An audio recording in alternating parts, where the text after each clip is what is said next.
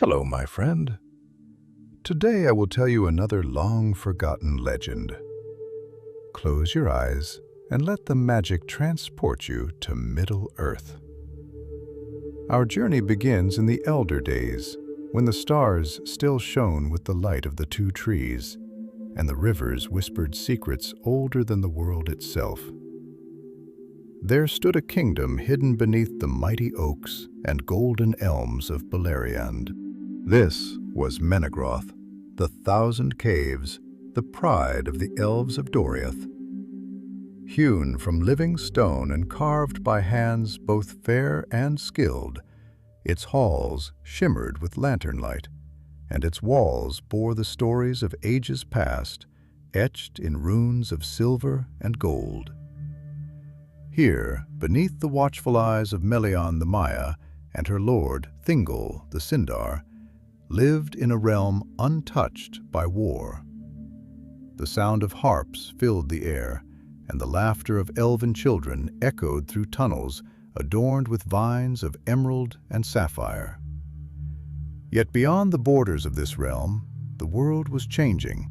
Far to the east, beyond the green plains and misted valleys, another people dwelt, the dwarves of Nogrod and Belegost.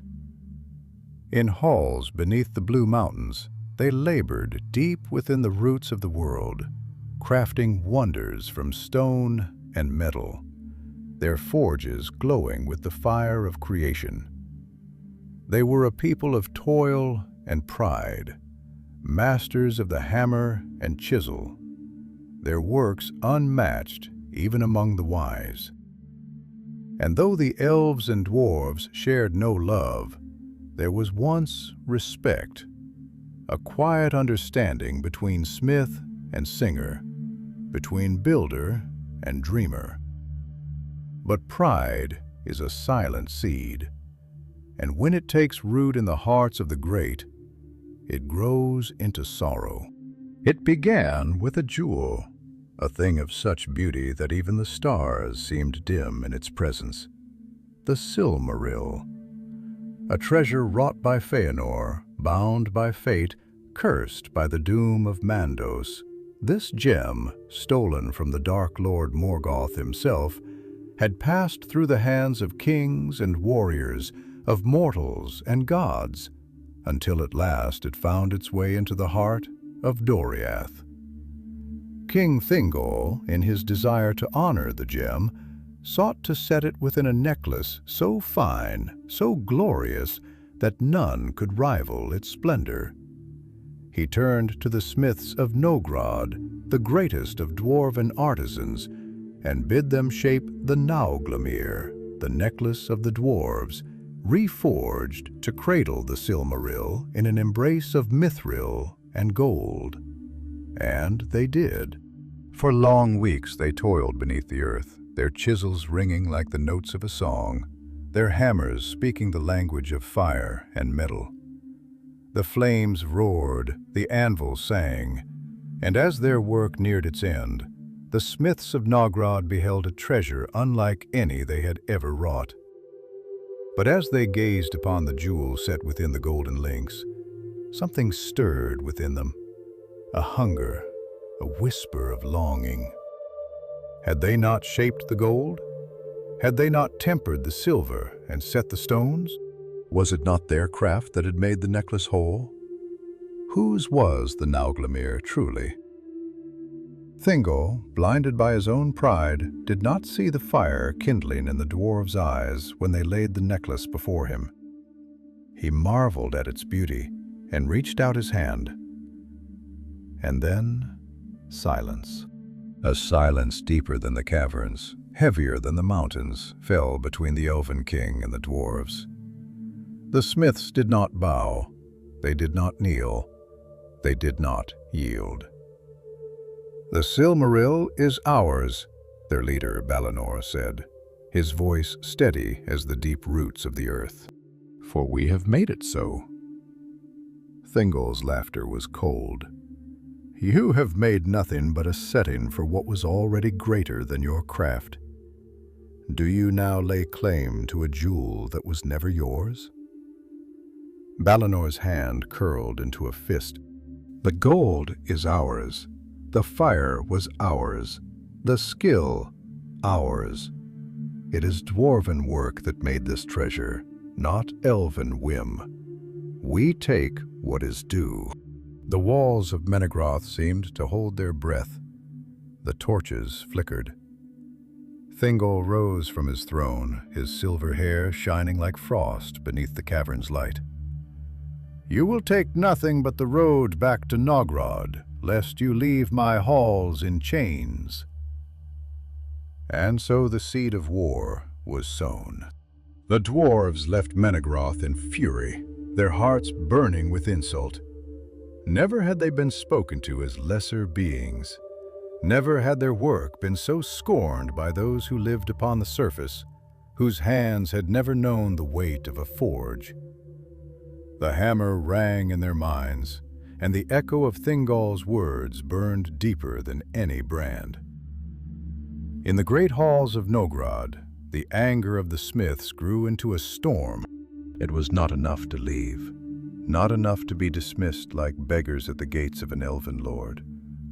No, they would return, not as craftsmen, but as warriors.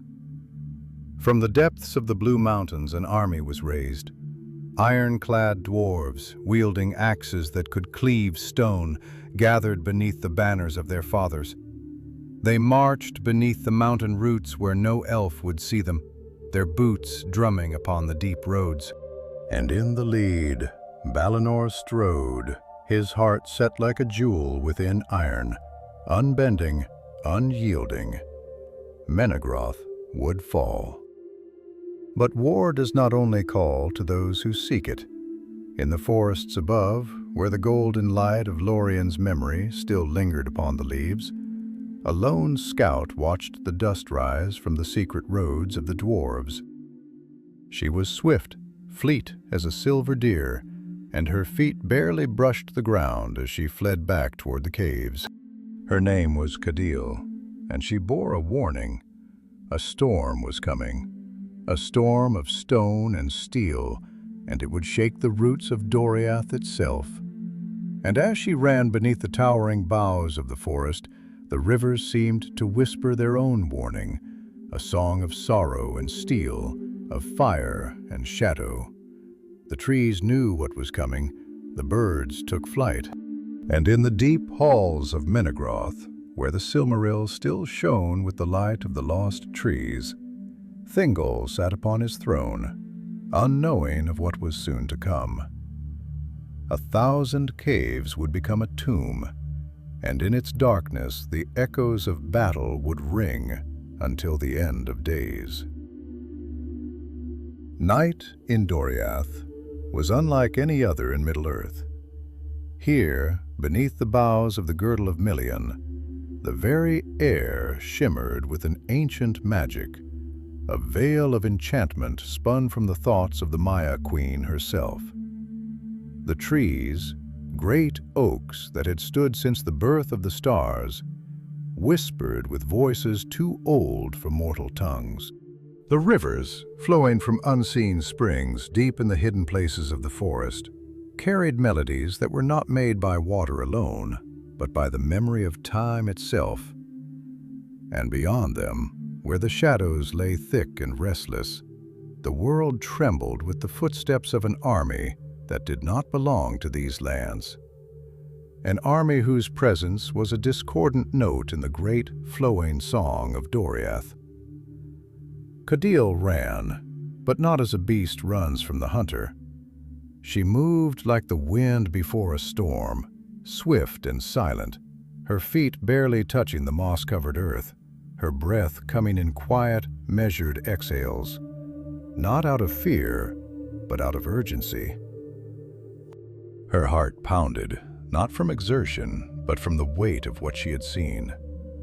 It was not simply a host of dwarves that approached. It was a march of vengeance, an army steeped in a wrath that had simmered in the dark for too long, its edges honed sharp as the axes they carried. She had seen them in the twilight, moving like a river of iron beneath the arching ribs of the mountains, their helms catching the last dying light of the sun, their banners fluttering red against the deepening dusk. She had felt the weight of their intent, the sheer gravity of their determination, a force so thick it clung to the air like the coming of a thunderstorm. And above all, she had heard their silence. Not the silence of caution, nor the silence of doubt, but the silence of stone, of inevitability. They were not coming to parley. They were not coming to negotiate. They were coming to take what they believed was theirs. The thought burned in her mind like an ember refusing to die. What was it that gave such weight to their fury? What was it that made them feel so wronged, so utterly convinced of their righteousness? In her heart, she had always believed that the quarrels of elves and dwarves were like the shifting of rivers, always there, always changing course, but never deep enough to truly carve the land. But now she saw that she had been blind. This was not a river. This was a flood.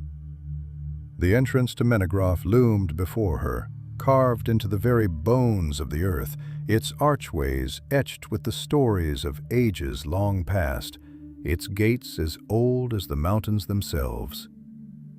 She did not slow as she entered, the cool air of the cavern swallowing her whole, wrapping around her like a whisper of forgotten dreams. And the light of countless lanterns flickered along the walls, casting golden reflections on the polished stone, their glow tracing the delicate carvings of leaves and vines, of birds in mid-flight, of stars caught in an eternal dance. And yet, for all its beauty, the cave felt small, smaller than she had ever known it to be, as though it could feel the weight of the approaching storm and had begun to shrink away from it. She did not pause, did not allow herself the luxury of hesitation. The hall of Thingol lay ahead, vast and open, its pillars rising like ancient trees, their marble veins catching the soft luminescence of enchanted light. The sound of harps echoed faintly, though their melodies felt distant now, hollow beneath the burden of what she carried in her mind. And there he sat, Thingol, the Sindarin king, whose silver hair shimmered beneath the glow of the lanterns, whose eyes, gray and wise as the sea, bore the weight of centuries. His robes, woven with the fine threads of elven craft, draped around him like the very mist of Doriath.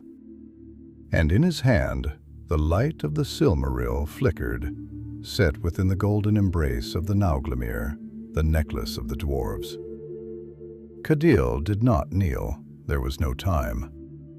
"My lord," she breathed, and for the first time her voice betrayed her, shaking as though the very mountains had lodged themselves within it.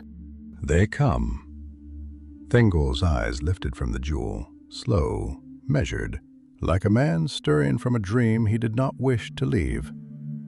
For a moment, only silence stretched between them, silence so vast it felt like an ocean.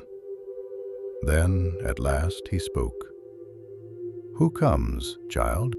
His voice was soft, but within it lay the weight of ages, the quiet understanding of one who had seen too much, lost too much, and yet remained unbroken. "The dwarves," she whispered, swallowing against the tightness in her throat. "A host from Nogrod marches upon Menegroth. They come armed for war." A stillness settled over the hall, a hush that was not merely the absence of sound, but the deep, echoing quiet of something ancient stirring. Thingol studied her for a long moment, his fingers tracing the edge of the Nauglamír, his gaze drifting back to the Silmaril that sat nestled within its embrace. Then he sighed, a sound like wind through the old trees of Doriath, weary and knowing. "I should not be surprised," he murmured, though whether he spoke to her or to himself she could not tell. The hands that craft are the same hands that destroy. This has always been the way of the world. It is the way of stone and of fire, and of all things that are bound by their own making. Cadell took a step forward, her chest tight with the urgency of the moment. My lord, they will not come to speak. They will not ask for what they believe is theirs. They will take it, and they will not leave these halls until the stones run red. At this, Thingol's fingers stilled, his gaze sharpening like the edge of a blade. And what do they believe is theirs? She hesitated. The necklace, she said at last, her voice small but clear. They believe they have claim to it. They say that it is not the Silmaril alone that holds value, but the gold, the silver, the hands that shaped it into what it is now. They say that it is not yours to keep. Thingol let out a soft, almost bitter laugh, though there was no joy in it. Gold and silver, he said, shaking his head. And yet they do not understand. The worth of this jewel is beyond them. It is beyond me, beyond you, beyond all who walk beneath the sky. It was never meant to be possessed. It is like the stars. It belongs to no one, yet all are drawn to it.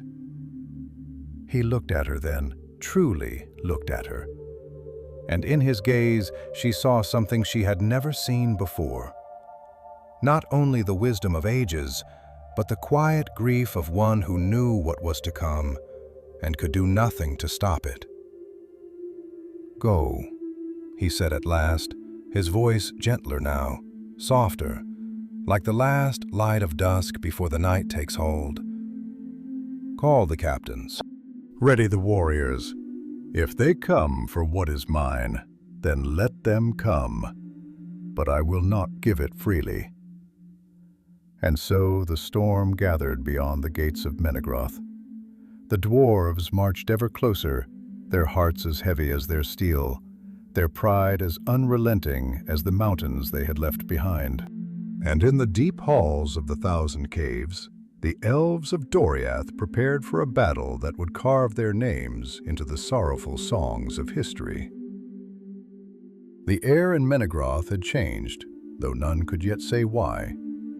It was subtle, a shift so faint that only those who had long dwelled within its halls could feel it, a tension woven into the very stone, a quiet shudder in the roots of the earth itself.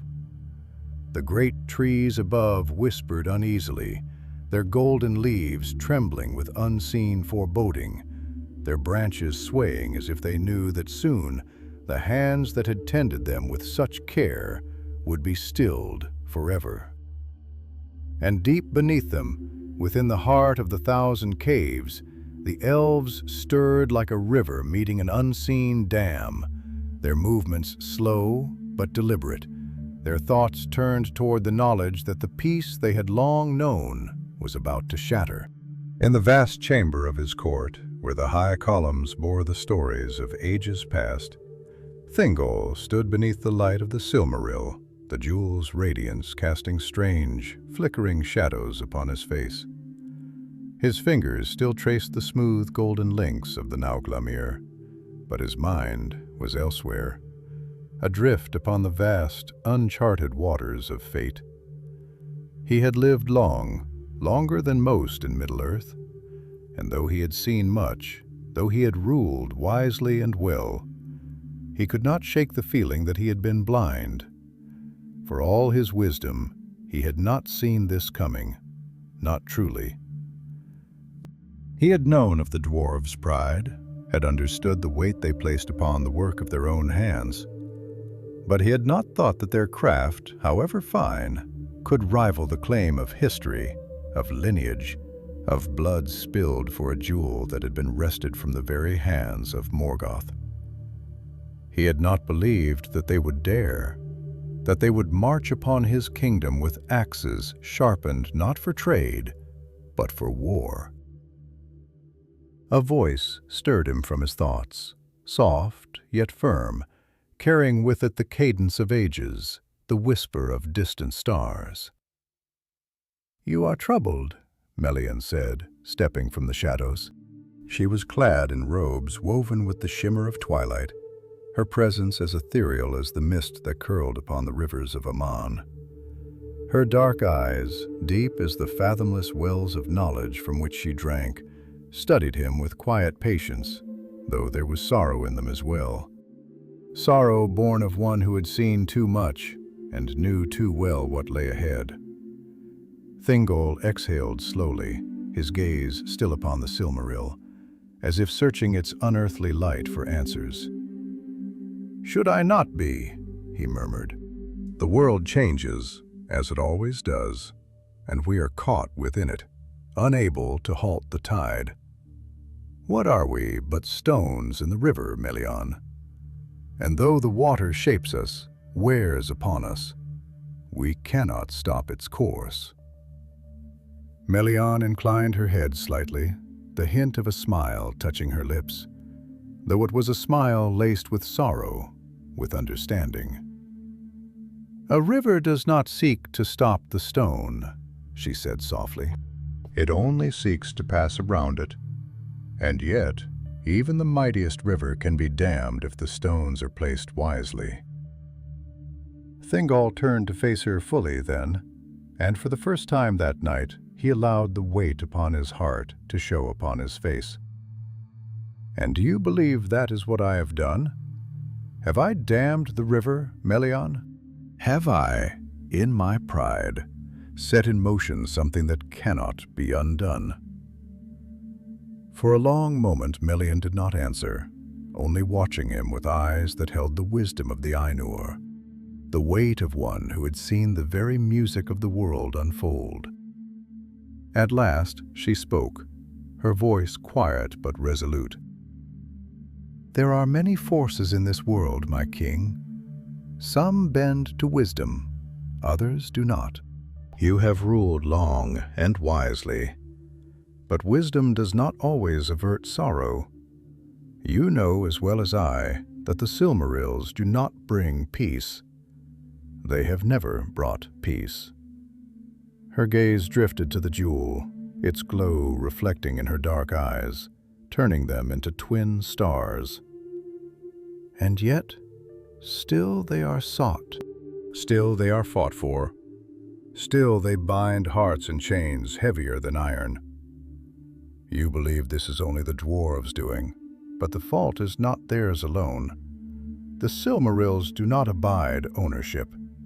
To hold one is to hold the weight of all who have desired it. That weight has now come to your door." Thingol let out a breath that was almost a sigh, though it was laced with something deeper. Regret, perhaps, or the understanding that the past could not be unwritten. "And what would you have me do, Melian? They march upon us even now, axes in hand, fire in their hearts. Would you have me kneel before them, hand them the jewel, and bid them farewell as honored guests?" A shadow passed across Melian's face, a flicker of something that was not fear nor anger, but something far older, far deeper. "No," she said simply. "I would not ask that of you. You are a king, and this is your realm. But I would ask that you remember what it is that you fight for. You do not fight for the jewel, Thingol, not truly. You fight for what you have built here, for the lives that call these halls home. And if the dwarves come not only for the Nauglamír, but for Menegroth itself, you must understand that this battle will not end with the spilling of blood. It will not end with a victor standing over the fallen. It will end with a wound that will never close, a wound between two peoples that will fester long after you and I are gone." Thingol's fingers tightened around the necklace, his grip firm, his expression unreadable. "Then let it fester," he said at last, his voice steady, though there was a weight behind it that had not been there before. "Let history write its sorrow upon the stones of these halls. I will not yield to them, Melian.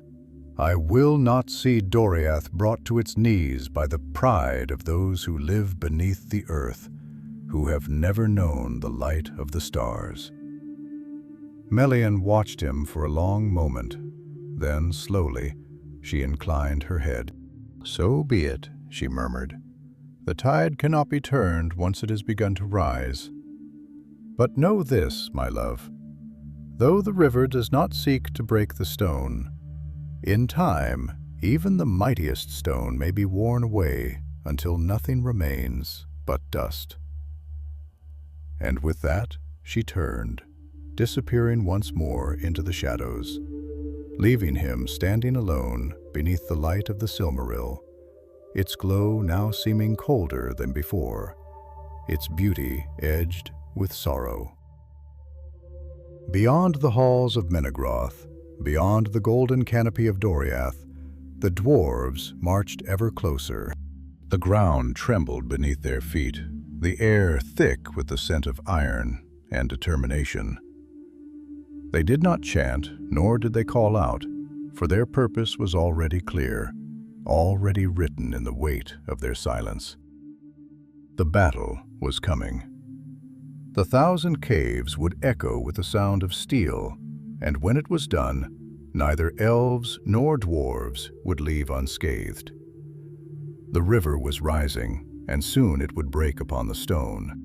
The wind carried the scent of iron, the tang of steel warmed by unseen hands, the distant whisper of footfalls upon ancient stone. It curled through the towering trees of Doriath, twisting between their golden leaves, rustling through the ivy-laced undergrowth like a harbinger of something unseen, something ancient stirring from its slumber. It was a night of heavy silence, a silence that seemed to press upon the very bones of the land, stretching into the depths of the 1,000 caves where light had never touched the deepest corners. The rivers murmured their songs, their voices laced with unease, and the distant groves stood watch, their boughs unmoving beneath the weight of foreboding. In the halls of Menegroth, where marble veins pulsed with the memory of hands that had carved them, where the light of enchanted lanterns flickered against tapestries woven with the history of the elves, there was no laughter, no music, only the hushed whispers of those who understood that the world was on the cusp of change. And in the great chamber of his court, where the shadows stretched long and cold upon the polished stone, Thingol stood alone before the Silmaril, its radiance spilling across his hands, illuminating his face with a glow that was neither warm nor kind. The jewel burned like the heart of a fallen star, and yet it was colder than ice, more distant than the forgotten dreams of gods. He had watched its light for many nights, had turned it within his fingers as one turns a thought too heavy to bear. And yet no answers had come to him, only the weight of a choice that could not be unmade. It was a thing of terrible beauty, something that did not belong to the world of flesh and blood. And yet here it sat within his grasp, bound within the golden chains of the Nauglamír, a relic of dwarven craft and elven pride, woven into something neither people could claim without drowning in the sorrow of it. Footsteps echoed from the entrance to the chamber, slow and deliberate, carrying with them the quiet grace of a presence that had always walked between the seen and unseen, between wisdom and sorrow. Melian emerged from the shadows, her form wrapped in robes that shimmered like twilight woven into cloth, her dark eyes holding the weight of things unspoken. She did not speak immediately, did not move closer, but stood watching, as though waiting for the silence itself to finish its lament before she gave her voice to the air. "You hold it still," she murmured at last, her voice soft, yet laced with something deeper, something that carried the weight of ages.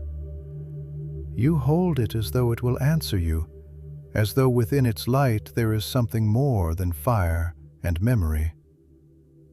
Thingol did not turn, did not lift his gaze from the jewel that seemed to pulse with something living, something breathing. "And yet it does answer," he replied, his voice distant, as though speaking through layers of thought. "It whispers to all who look upon it, sings to them in a voice they do not understand, but cannot ignore. It is no ordinary light, Melian. It is the light of the trees, the last remnant of what was lost. And in it there is something more than beauty. There is longing. There is sorrow." A quiet sigh escaped Melian's lips, not of frustration nor of despair, but of the inevitability of what she had known from the moment the Silmaril had entered these halls. "It has whispered to kings before you," she said, stepping forward, though her gaze did not fall upon the jewel, but upon the man who held it. "It has sung to warriors, to smiths, to those who have touched it only to find themselves bound in chains they cannot see. And now it whispers to you. But do you not wonder, my love, if what it sings is not a song meant for your ears?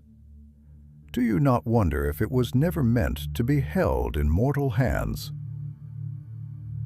At this, Thingol closed his fingers around the Nauglamír, his jaw tightening, though his voice remained even. "You speak as though I do not know the tale," he said, "as though I do not understand the path this jewel has taken, the sorrow that trails in its wake like the shadow of a storm. But you forget, Melian, that I am not like the others.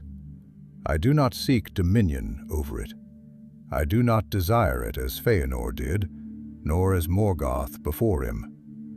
I do not wish to hoard it, to wield it, to chain the light within it to my own will. I only wish to keep it, to let it rest here within the safety of Doriath, where no dark hands may reach it." Melian studied him for a long moment, and then she stepped closer, reaching out not for the Silmaril, but for the hand that held it. "There is no safety in possession," she whispered, her fingers brushing against his own, cold against the warmth of his skin. "Not with this. Not with something that carries the grief of the world within its light. You say you do not seek to wield it, and yet already it has shaped you. You hold it, and you do not see what it is made of your heart, how it weighs upon your words, how it dims the wisdom you once carried without burden. It is not the jewel alone that calls the dwarves, Thingol. It is what it has made of you. It is the shadow it casts, even in its brilliance." For the first time, Thingol hesitated, his fingers loosening slightly upon the necklace, as though suddenly aware of the weight he carried. The light flickered upon his face, and for a moment something passed through his gaze. Doubt, recognition, a quiet understanding of something he could not yet name. But then the moment passed, and the fire of his pride flared once more, driving the hesitation from his expression. "You speak in riddles, as always," he murmured, though there was no sharpness in his tone, only weariness. "And yet the world does not deal in riddles, Melian. It deals in steel, in oaths, in blood spilled for that which cannot be shared. The dwarves do not come for wisdom. They do not come for truth. They come for what they believe is theirs, and they will not leave without it." Melian withdrew her hand, her gaze steady, unwavering. "Then you already know how this ends," she said, and there was sorrow in her voice now, sorrow as vast as the sky. "You know that they will not leave, and you know that neither will you." Thingol did not answer. he did not need to, for outside the walls of Menegroth, beneath the golden leaves of the forest, the ground trembled with the weight of marching feet. The iron-clad warriors of Nogrod, moving through the shadows, their axes gleaming beneath the silver light of the stars. They did not sing, did not call out in war cries, for they needed no words to speak their purpose. The time for words had passed. They would not leave without what was theirs, and the 1,000 caves would soon be filled with the echoes of sorrow. The night stretched heavy and long, a vast canopy of darkness pierced only by the glimmering stars, distant and indifferent, watching with silent, ancient eyes the unfolding of yet another sorrow upon the lands below. The trees of Doriath, their golden leaves trembling in the wind like whispered warnings, stood as solemn sentinels, their roots buried deep in the bones of the world, as if they too sought to brace themselves for what was coming. The rivers, winding their way through the enchanted woods, carried the weight of fate in their restless currents, their voices no longer singing of peace, but of an unease that ran deep, as though the very waters understood that soon they would run red with grief. And beneath the great boughs of that eternal forest, beneath the shifting constellations that had long outlived empires and kings, beneath the watchful silence of the night, there came a sound that did not belong to this land of song and starlight. A low, rhythmic tremor rolled through the undergrowth, the deep, shuddering echo of countless iron-clad boots striking the earth in unison. The slow, measured breath of an army moving through the hush of the ancient woods. The dwarves of Nogrod, bound by oath, by vengeance, by a pride heavier than the mountains that had birthed them, came in silence, their axes glinting in the silver light, their faces hard as the stone from which they had been shaped. There was no need for battle cries, no need for boasts or proclamations of war. Their purpose had long been decided, their course carved into the unyielding path of stone and steel. They came not as messengers, not as supplicants, but as those who had already weighed the cost of their fury and found it worth the price. At their head strode Balinor, his broad frame wrapped in a cloak the color of storm clouds, his beard braided with bands of iron, his hands wrapped tight around the haft of the great axe that had been passed through the line of his fathers. A weapon that had sung in battle long before this day, long before the insult that had drawn him from the depths of his halls. His eyes, sharp as the glint of a chisel striking stone, were fixed upon the unseen halls ahead, upon the hidden caves of Menegroth, where a treasure lay waiting, where a debt long denied would at last be settled. He did not speak, but in his silence there was more weight than words could carry. A stillness that was not hesitation, but the patience of a storm gathering upon the horizon, the quiet before the thunder. Beside him, Tholin, his second in command, a warrior of great stature and grizzled years, walked with steady purpose, his fingers tracing the runes carved into the handle of his warhammer. A silent invocation to the spirits of his forebears, a reminder that he carried not only his own fury into battle, but the weight of those who had come before him. His voice, when it finally broke the hush of the march, was low, edged with something akin to reverence, but there was unease beneath it, a shadow of doubt flickering behind his steel-gray gaze. "Balinor," he murmured, his words scarcely more than a breath upon the air, though they carried through the darkened wood like the whisper of stone crumbling in the depths of a forgotten mind. "You have led us far, and we follow without question, as we have always done. But tell me, when the gates of Menegroth stand before us, when the King of the Elves meets our gaze with that cold, knowing look of his, Will he yield? Will he see reason? Or will his pride stand taller than these trees, unwilling to bend, unwilling to break, even if it means ruin for us all?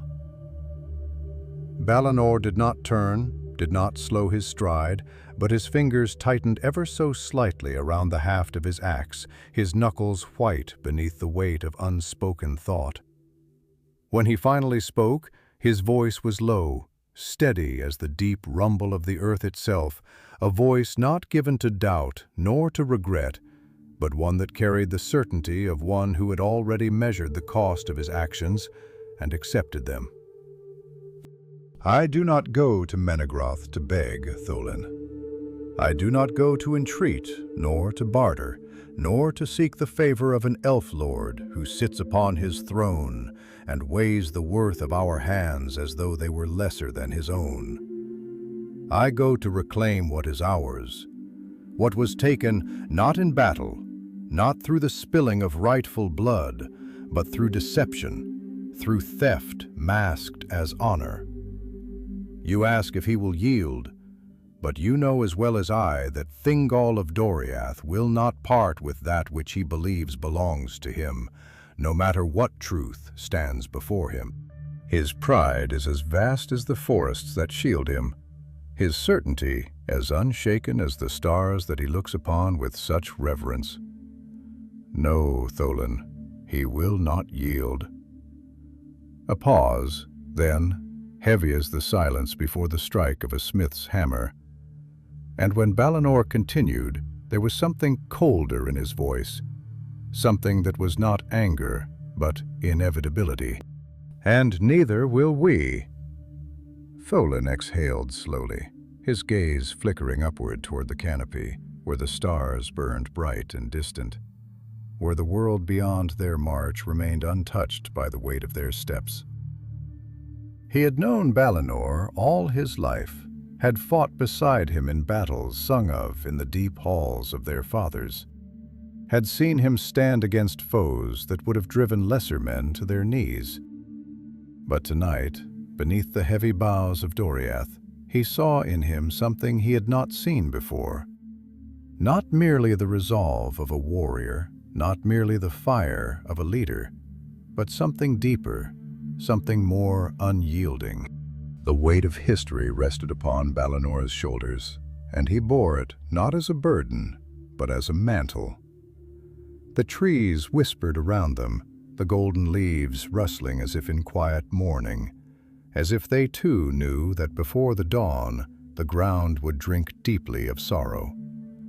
And above, the stars, silent, eternal, untouched, watched as they had always watched, as they always would, indifferent to the smallness of mortal fury, to the griefs and wars of those who dwell beneath their light. And still the dwarves marched on, their path set, their fate unalterable. And far ahead, unseen but waiting, the gates of Menegroth loomed in the darkness, the last barrier between them and the reckoning that awaited. The night in Doriath deepened, stretching its long, ink-dark fingers across the lands, pulling the shadows tighter around the golden trunks of the mighty trees, sinking its hush into the roots of the earth. The stars above burned with a cold, distant light, detached from the sorrow weaving itself into the bones of the land below, watching with ancient indifference as fates unraveled, as pride and sorrow wove their inevitable end. The whispering leaves of the forests, once trembling with song, now murmured in hushed, restless voices, as if they too could feel the weight of what was to come, as if the very air carried the knowledge of grief not yet spoken, of wounds not yet struck, but already certain. Beneath the towering canopy of Melian's girdle, beneath the eaves of those eternal woods where time itself seemed to slow, a host of warriors stood, clad in the silvered armor of the Sindar, their mail woven with enchantments as delicate and strong as the threads of fate itself, their blades catching the glint of the unseen moon, their hands tightening around the hilts of swords that had known no battle within these borders for long years. Their faces, fair and pale as the light of stars, bore no fear, for fear was not a thing easily born in the hearts of elves. But there was something in their eyes, an unease, a sorrow that had not yet found its voice, the quiet understanding of those who stand upon the threshold of something that cannot be undone. At the head of the gathering, where the lanterns flickered against the carved stone of Menegroth's outer gates, stood Cadil, her gaze fixed upon the dark paths beyond, upon the unseen march of those who approached, upon the coming storm whose first winds she had already felt whispering through the boughs. Her fingers, long and slender, brushed the hilt of her blade, not in eagerness nor in anticipation of the fight to come, but in a quiet, searching motion, as if her hands sought certainty where her heart could find none. She had always known that the world beyond these woods was restless, that the peace of Doriath was but a fleeting thing in a land where the shadow of Morgoth still stretched long and unyielding. But never had she thought that the first war to come to their gates would not be waged by the Dark Lord's minions, nor by the beasts of Angband, but by those who in another time and another age might have been allies.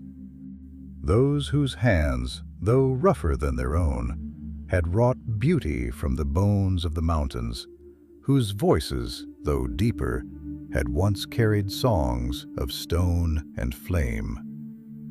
A voice stirred her from her thoughts, quiet yet weighted, low yet rich with the burden of centuries. You do not speak, and yet I see the words in your eyes, the questions, the sorrow.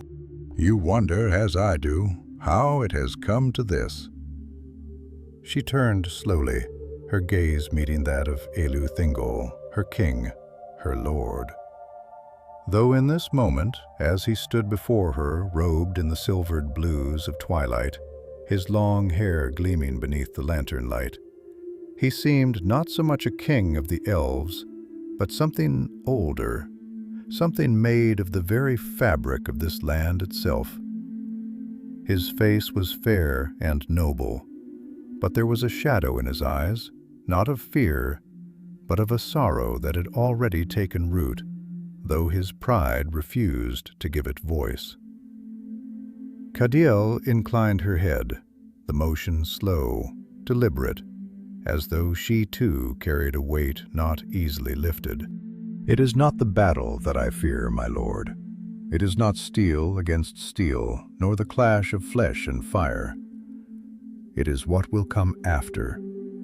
It is what will be left in the wake of this war. When the last axe is stilled, when the last cry has fallen silent.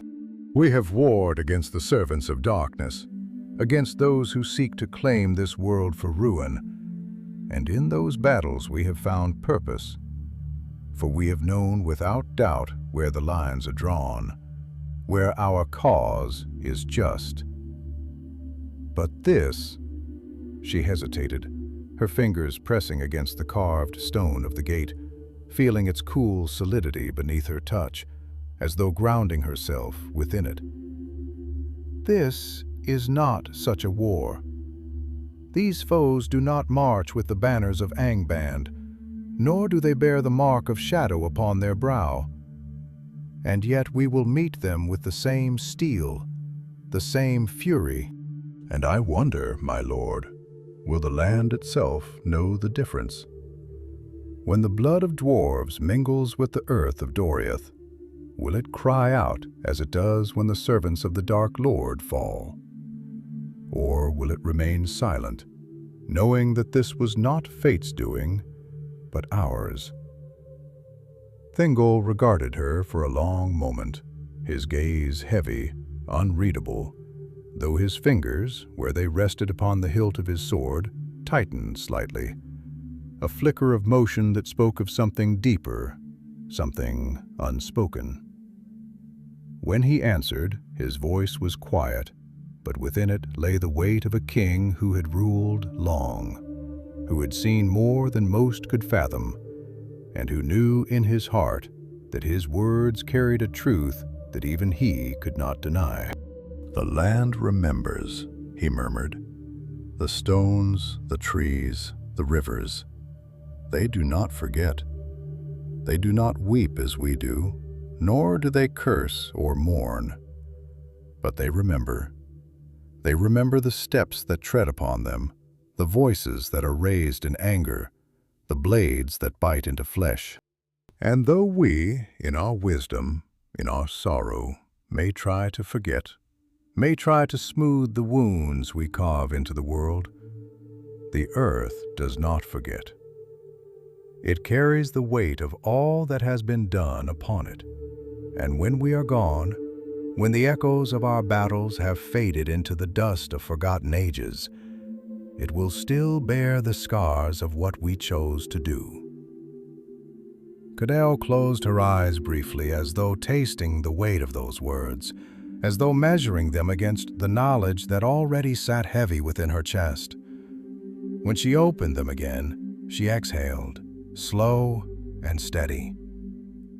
"And yet," she said, her voice barely above a whisper, "we do it still."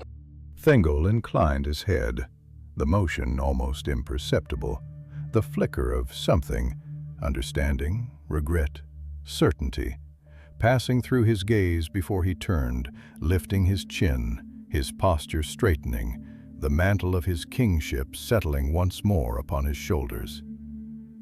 "Yes," he said simply, "we do." And with that he stepped past her, his footsteps echoing against the stone as he moved toward the waiting warriors, toward the walls that would soon see the clash of iron and wrath. Cadell watched him go, and though she did not move, though she remained standing beneath the eaves of Menegroth's gates, she felt as though something within her had already begun to fall, as though some part of her had already stepped beyond the threshold of history, beyond the moment when choices could still be unmade. And in the distance, unseen but inevitable, the torches of the dwarves flickered between the trees, their flames weaving between the trunks like hungry spirits, like the first embers of a fire that, once lit, could not be extinguished. The night deepened, folding itself into the hollows of the forest, creeping through the tangled roots of ancient trees, whispering through the golden leaves that clung to their boughs like forgotten relics of a world untouched by sorrow. A slow wind, heavy with the scent of damp earth and the quiet breath of things unseen, wound its way through the undergrowth, trailing over stones worn smooth by time, carrying with it the weight of something inevitable. Something written not in ink upon parchment, but in the iron strokes of fate itself.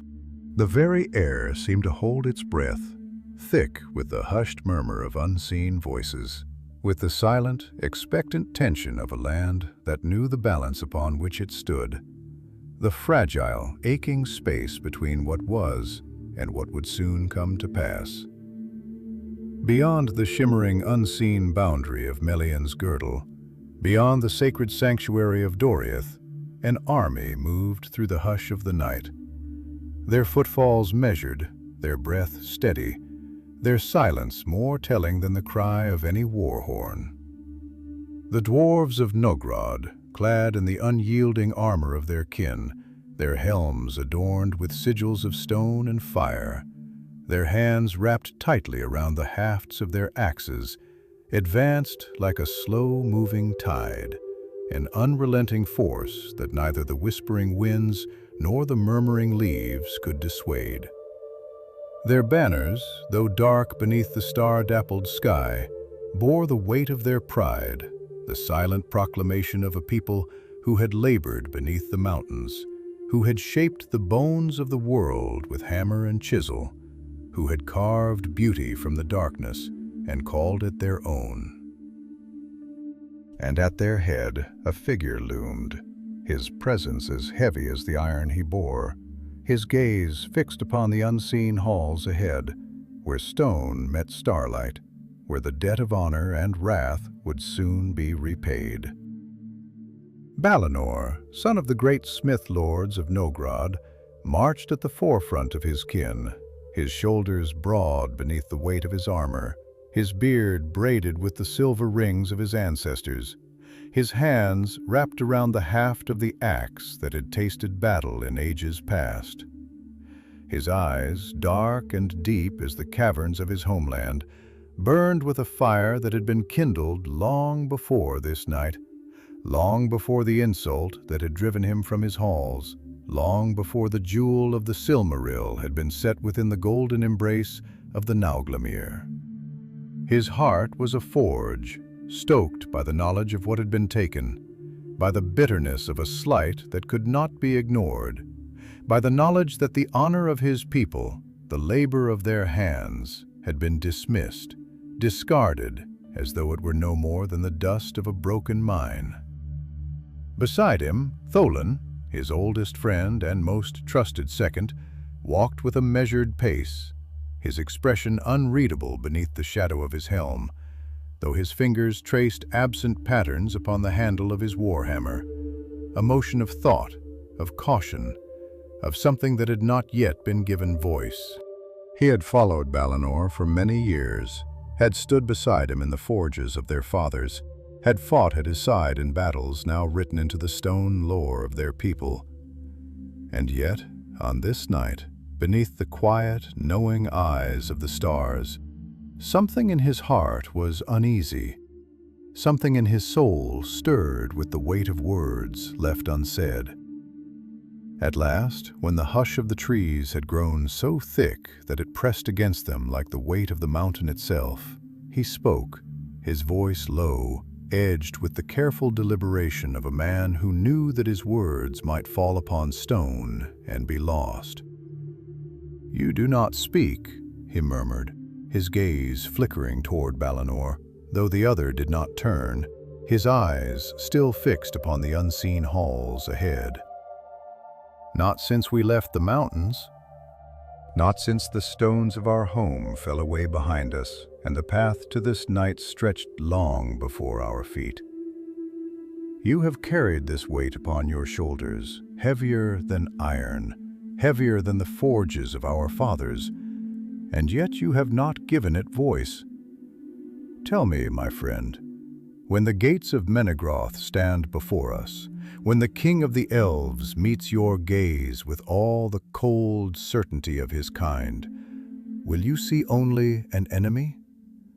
Or will you remember that there was a time when stone and song did not stand so far apart?" Balinor's steps did not falter, his pace did not slow, but something in his grip tightened, something in his breath caught for the briefest moment before he answered. His voice, deep as the caverns, steady as the hammer upon the anvil. "I do not march upon Menegroth as a beggar, nor as a thief," he said, his words deliberate, his tone carrying the weight of something long since decided. "I do not come to entreat, nor to plead, nor to barter with a man who believes himself above such things. I come to claim what is rightfully ours, what was taken not in battle, not in conquest, but through deceit, through the smooth words of a king who believes that his hands alone may lay claim to what others have wrought. And you ask me if I will see an enemy when I look upon him?" He let out a breath, slow, measured, like the cooling hiss of steel upon stone. He has already made himself one. Tholen was silent for a long moment, his gaze unreadable beneath the shadow of his helm. When at last he spoke, his voice was softer, though no less heavy with thought. "There was a time when our people and theirs walked paths that did not cross in anger, when we built and they sang, when our hands shaped stone and their voices wove light. there was a time when we were not so distant, when the work of our forges was not seen as lesser, when the skill of our hands was not dismissed as the labor of those who dwell in shadow. But those times are gone, and I do not know if they will return." He exhaled slowly, his fingers tightening briefly around the hilt of his hammer. "And yet, I cannot help but wonder, Balinor, when the blood of elves is upon our axes, when the halls of Menegroth lie broken beneath our hands, will the debt truly be repaid? Or will we have only carved a wound into the stone of this world that will never be mended?" Balinor did not answer, for there was nothing to be said. The trees whispered around them, the leaves trembling beneath the unseen weight of a grief not yet spoken. And ahead, where the forest gave way to stone, where the golden halls of Menegroth lay waiting beneath the earth, the torches of the Sindar flickered like the first stars of a gathering storm. And still the dwarves marched on, their steps measured, their hands steady, their purpose unyielding. For there was no turning back now. There never had been. The night stretched on, heavy and breathless, its silence broken only by the murmuring leaves that shuddered beneath the weight of unseen sorrow. The air was thick with the scent of earth and moss, the damp fragrance of deep-rooted things that had grown in peace for long ages, their existence untouched by the fury of those who now trespassed upon their slumber. The trees stood as they always had, their golden canopies shifting beneath the hush of the wind. Yet something in them had changed. Where once they had whispered songs of gentle rivers and starlight, now their branches creaked as though they wept, as though they could feel the pulse of iron and wrath moving through their roots, as though they understood that before the dawn, the land itself would be made to drink deeply of sorrow. The forest did not resist the march of the dwarves, nor did it hinder them, but it bore witness. It watched with knowing silence as they advanced, their armored forms moving like the slow, inevitable crawl of a mountain's shadow. Their steps measured, unyielding, each bootfall upon the soft loam a quiet promise of what was to come. Their axes gleamed beneath the pale light of the stars. Their helms, etched with runes of protection and war, reflected the flickering glow of their torches. Though none among them spoke, there was no need. The time for words had passed. At their head, Balinor walked with his gaze set forward, his eyes dark as the deep places of the world, his breath steady, his fingers wrapped so tightly around the haft of his axe that the leather bindings creaked beneath his grip. He did not falter, did not hesitate, did not allow himself to feel the weight of what lay before them. For to waver now would be to undo all that had led them to this moment. And yet, though his body moved as one accustomed to war, his mind was not silent. Within him, thoughts unraveled like molten ore poured from the forge, heavy and unshaped, waiting to be hammered into something solid, something that could be carried without breaking beneath its weight. At last, when the hush had stretched too long, when the breath of the forest seemed to press against them like an unseen tide, Tholen spoke, his voice low, rough as stone worn by centuries of wind and water, yet laced with something that was neither doubt nor defiance, but the quiet need for understanding. "I have walked many roads beside you, my friend," he murmured, his steps unfaltering, his gaze fixed ahead. "I have stood beside you in battle. I have bled beneath the same sky. I have labored at the same forge, where the fire was made bright by the sweat of our fathers.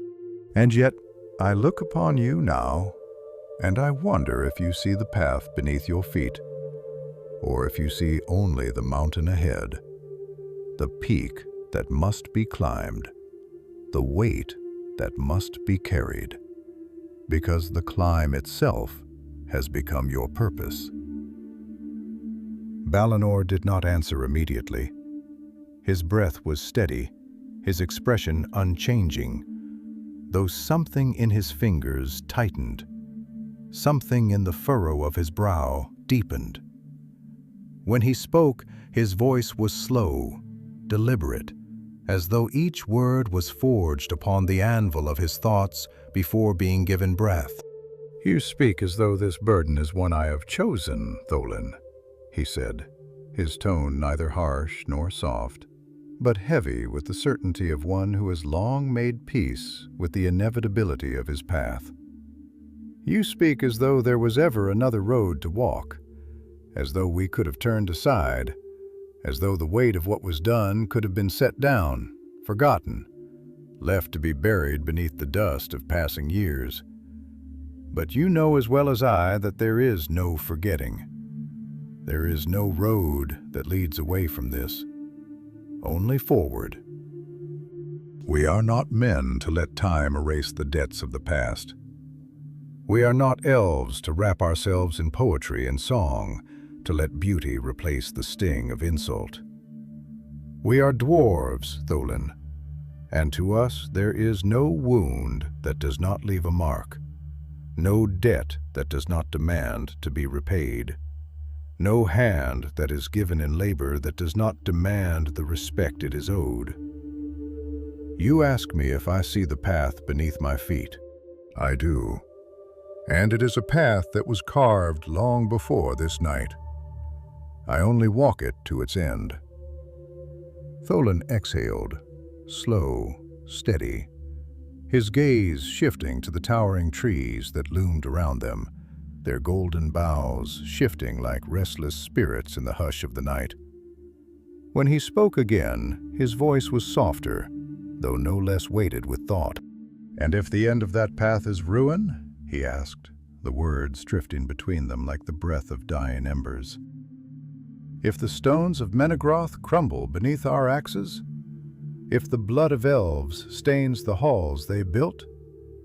If the songs that once filled these woods are drowned beneath the cry of battle, will the debt be repaid?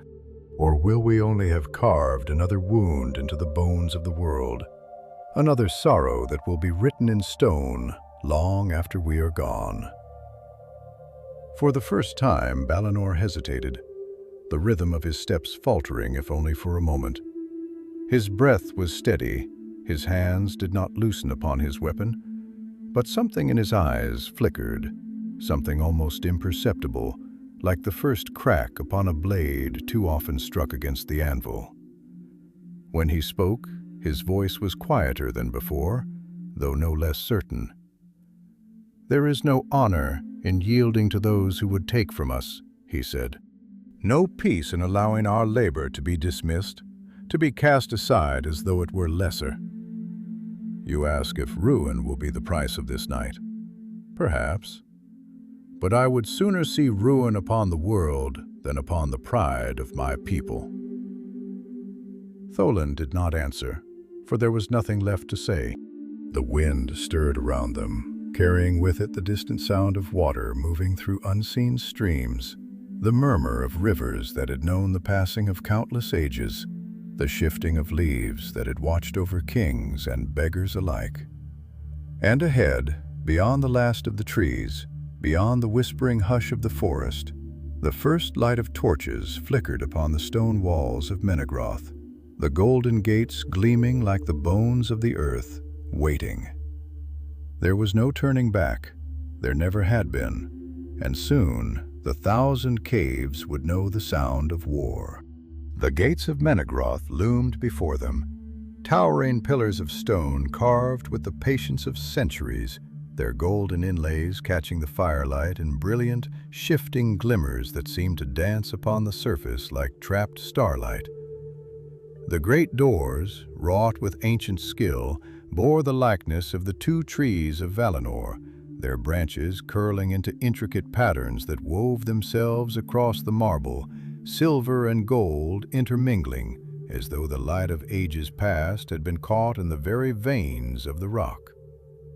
The entrance to the Thousand Caves was not merely a threshold of wood and stone, but a testament to the enduring will of the Sindar, to the elves who had shaped beauty from the darkness beneath the earth, who had built a kingdom not upon conquest, nor upon war, but upon the quiet, undying song of things meant to last beyond the fading of days. And yet, on this night, the gates stood not as a promise of sanctuary, nor as a beacon of the unbroken power of Doriath. They stood as a challenge, a final barrier between pride and ruin, between history and its unmaking. The dwarves of Nogrod had halted at the tree line, their ranks a sea of iron and shadow, their torches flickering like the embers of a forge long left to burn without restraint. Their axes gleamed in the dim light, polished and honed, waiting for the moment when they would taste the blood of those who had wronged them, when they would carve their justice into the very walls that had once stood as a monument to elven arrogance. The weight of the night pressed down upon them, thick with unspoken words, with the quiet tension of a hammer poised above the anvil, waiting for the strike that would shape what could not be undone. At the head of the host, Balinor stood motionless, his gaze fixed upon the gates, upon the silent halls beyond, his breath slow and measured, his grip firm upon the haft of his axe. He did not move, did not speak, though within him a storm raged, silent and unrelenting. He had walked far to reach this place, had carried the weight of his people's pride upon his shoulders, had felt the burn of insult sear itself into his bones. And now, at the threshold of war, he found himself staring into the depths of a choice that, once made, could never be unmade. There was no peace to be found in hesitation, no solace in questioning the road that had brought him here. But still, for a moment, just a moment, he allowed himself to wonder, would the world remember this night? Would the stones of Menegroth bear the echoes of his people's fury, the weight of their loss? Or would the memory of this battle be swallowed by time, reduced to whispers in forgotten halls, to myths carried upon the tongues of those who did not know the truth of what had been done?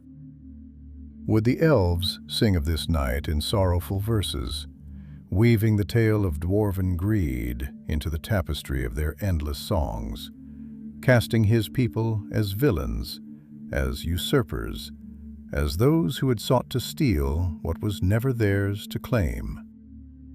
Would the blood spilled here stain not only the stones, but the pages of history itself?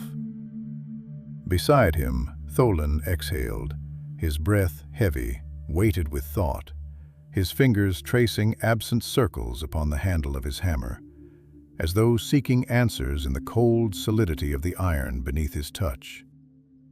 He had followed Balinor through many things, had trusted him through battles fought in the darkness of the deep places of the world, had stood beside him in halls where the firelight gleamed upon their armor, where the echoes of hammers upon anvils had sung the only songs their people had ever needed. But here, beneath the open sky, beneath the watchful, unblinking gaze of the stars, he felt something stir within him, something he could not name, something that made his grip tighten ever so slightly, as though trying to hold on to something already slipping away.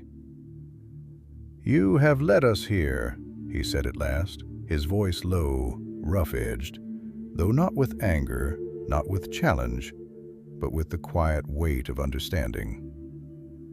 "You have carried this burden, have borne the weight of our people's pride, have taken upon yourself the wrath of what was done. But now, as you stand before these gates, as you look upon what must be done, tell me truly, Balinor, do you believe the debt will be paid? Will the stone remember our grief, or will it only remember the blood that will stain its halls?" Balinor did not turn to him, did not shift his gaze from the golden gates, but his fingers curled tighter around his axe, his jaw tensing ever so slightly, as though the words had struck upon something within him that he had not yet allowed himself to see. He drew in a slow breath, steadying himself, and when he spoke, his voice was quiet but firm, carrying the weight of all that had led him to this moment. "The stone does not weep, Tholen," he murmured. "It does not mourn, nor does it carry the burden of what we carve upon it.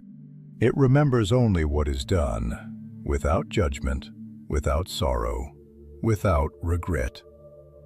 It does not ask why the hammer falls, nor does it question the hands that wield it. It simply bears the mark, unchanging, unmoved.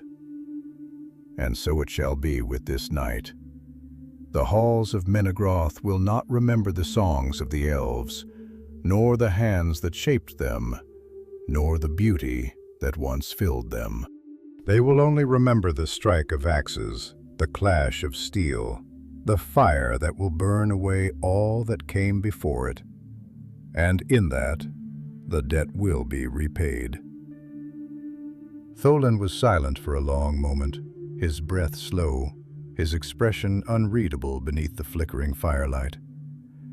Then, at last, he gave a slow nod, as though accepting the truth of what had been spoken, though his grip upon his hammer did not loosen. "Then let it be done," he murmured. And so, with the slow, deliberate certainty of a hammer falling upon the waiting anvil, Balinor raised his axe, the metal catching the firelight, gleaming like the first break of dawn against the unyielding mountain. A single breath stretched between the moment and the act, between hesitation and inevitability. And then, with the force of a forge long stoked beyond its limit, he brought the axe down upon the gates of Menegroth. The sound rang through the night, a deep, shuddering reverberation that seemed to shake the very bones of the world, echoing through the stillness like a thunderclap upon the mountains.